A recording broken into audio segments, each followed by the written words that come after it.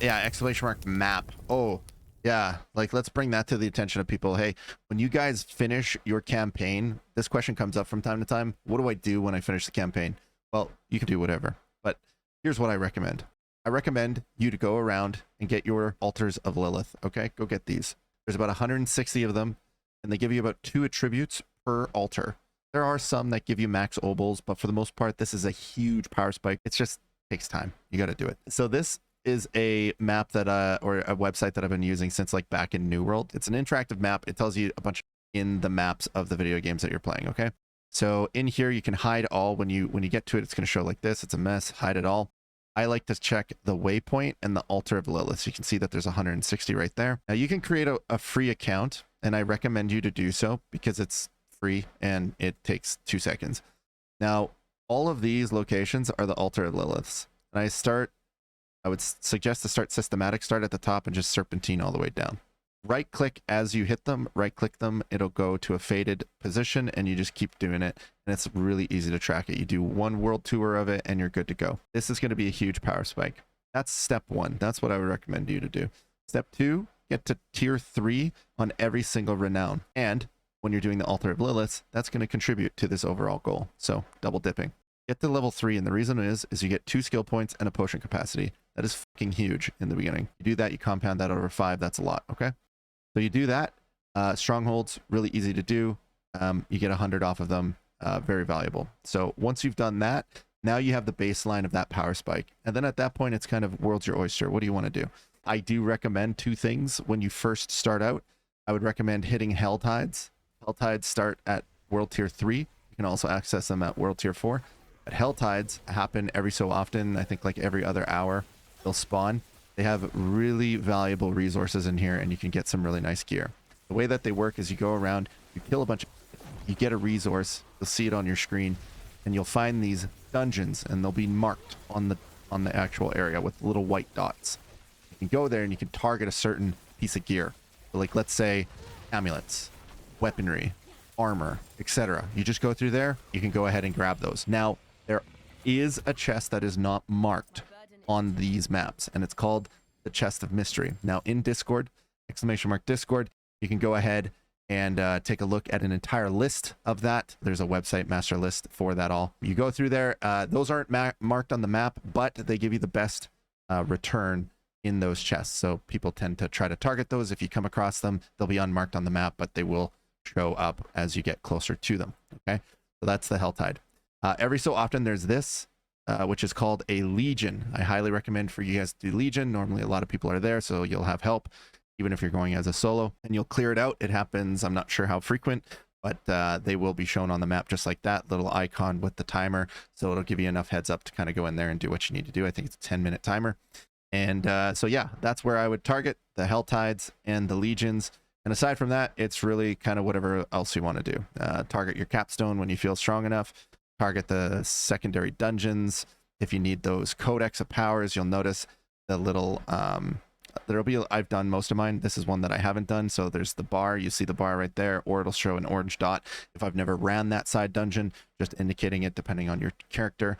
But you can go through and do that, get your codex of powers, fill in the legendaries that you need, etc., etc., etc. Now, one of the things that is super valuable about doing these renown is that in the event you decide to go ahead and do a second alt or whatever it may be, these carry over within the season. So I call this right now, we're in preseason right now.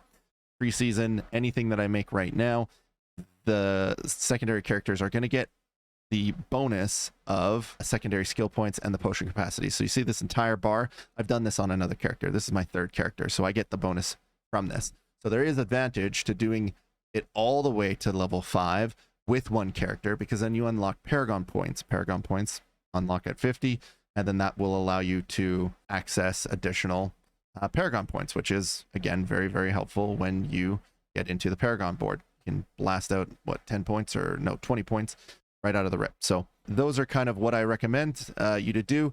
Now, one key thing to make a mention of is that Altar of Lilith conversation in the beginning, when you're going through and finding the actual altars. When you look again at this map, going through, grabbing all these 160, this will actually transfer over into the next season. only the attributes. So the attributes that you gain from it, not the renown. The renown will not go over to the next season, but the attributes that you inherit from grabbing the Altar of Lilith will in fact go through to the next season, the following season, etc. and so forth. So doing a one world tour is incredibly valuable because that'll compound into the next. Now, softcore and hardcore are separated. So if you do them on softcore, you will not get them on hardcore, vice versa. So you do have to do that once on each side. Now, with that said, they do give you renown. So when we go back to looking at the renown bars and making all the way to the tier 5, every single season, although you don't need to get the Altar of Lilith for the attributes, you probably still will get a few of them because every single season you have to grind this all the way. Well, you don't have to, but why wouldn't you? At least one time up to the max so you can get the Paragon points in every single zone, right? So when you break down, I don't know exactly the breakdown of the math, but I think it costs about, you need about 2,000 or 2,100 renown. And I think in total, if you take the zones, depending on the zone, I think you end up getting like 2,600 in total or something in around those numbers.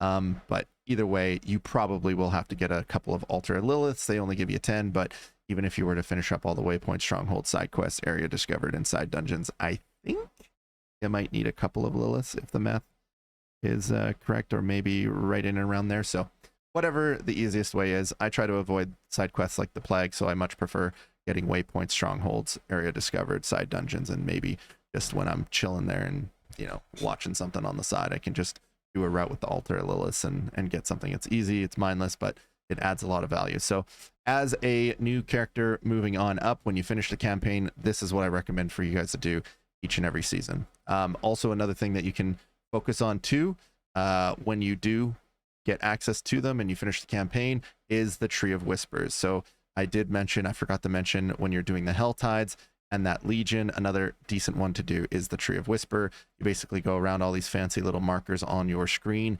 You can go around and doing those like a double dip dungeon right here. I need that Codex of Power, might as well do it. I can also get 5 Grim Favors every 10 Grim Favors. I can go to the tree, turn it in, I get a cash. It gives me an option of 3 rewards.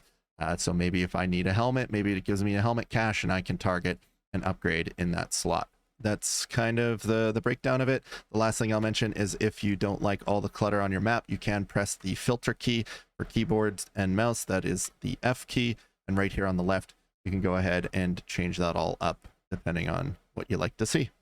That's pretty much it. Is that going to be a YouTube video? Yes. You know, I didn't have the intention of it, but I spooled off for about a minute and I was like, I'm going to keep going and I'm going to loop that entire conversation and I'm going to make sure I hit all the points and then I'll tell Topher to make a video.